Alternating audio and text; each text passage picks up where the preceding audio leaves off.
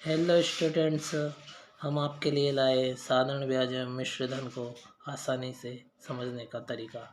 आप बिना याद किए साधारण ब्याज एवं मिश्र धन ज्ञात कर सकते हैं। आपको सूत्र को याद करने की आवश्यकता नहीं है मित्रों।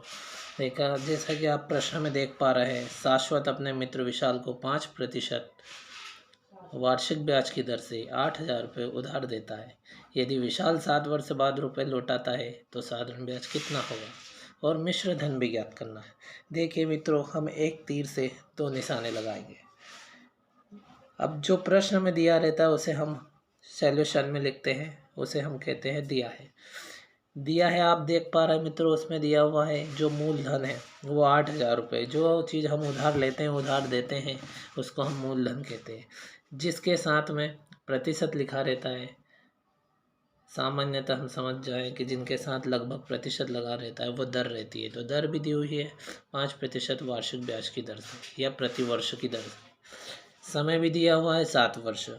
इस प्रकार हमारे पास 3 चीज़ दी हुई है और अंतिम में कहा है कि साधारण ब्याज और मिश्र धन ज्ञात कीजिए।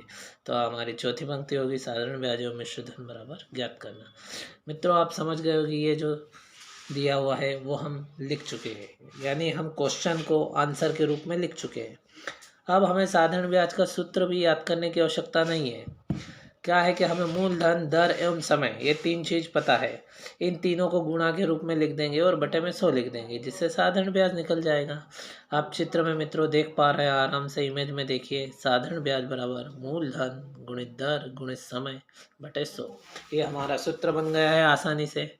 अब बराबर के नीचे हम बराबर का चिन्ह लगाएंगे। मूलधन दिया है 8,000 रुपये, मूलधन के स्थान पर मूलधन गुणित का चिन्ह लगाया, दर के स्थान पे 5। प्रतिशत मित्र इसलिए नहीं लिखेंगे क्योंकि नीचे 100 लिख देते हैं, इसलिए हमें प्रतिशत लिखने की आवश्यकता नहीं है। गुणित समय के स्थान पे 7 लिख दिया और बटे में दर वाला 100 लिखा हुआ है। अर्थात 8,000 गुणित 5 गुणित 7 बराबर बटे 100। फिर बराबर के नीचे बराबर का निशान लगाएंगे। मित्रों, नीचे 100 है और ऊपर 8,000 है, तो सबसे सीधा सा तरीका है, यदि ऊपर भी 0 रहे नीचे भी 0 रहे तो हम समान 0 काट सकते हैं। ऊपर की 2 0 नीचे की 100 की 2 0 से काट देंगे, तो उससे नीचे हमें बचेगा 80 गुणित 5 गुणित 7।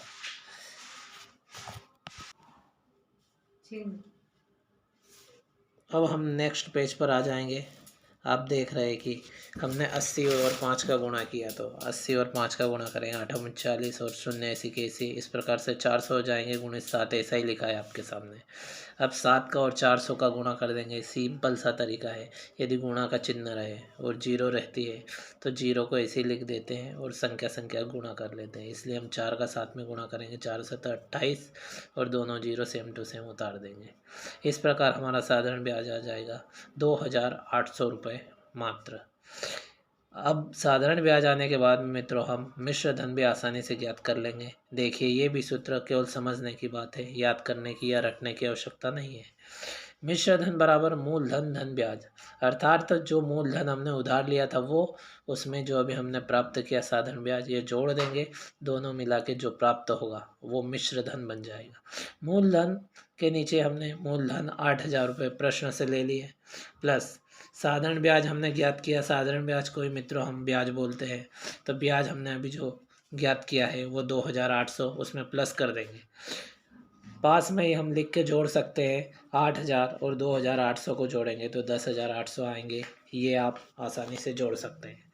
इस प्रकार मित्रों हमने साधारण ब्याज पहले ही ज्ञात कर लिया था 2,800 रुपये, तथा मिश्र धन 10,800 रुपये प्राप्त हुआ है। मित्रों, ऐसे ही मित्रों सवालों को आसान तरीके से समझने के लिए हमारे YouTube channel study and motivation को लाइक करें, सब्सक्राइब करें। Thank you so much.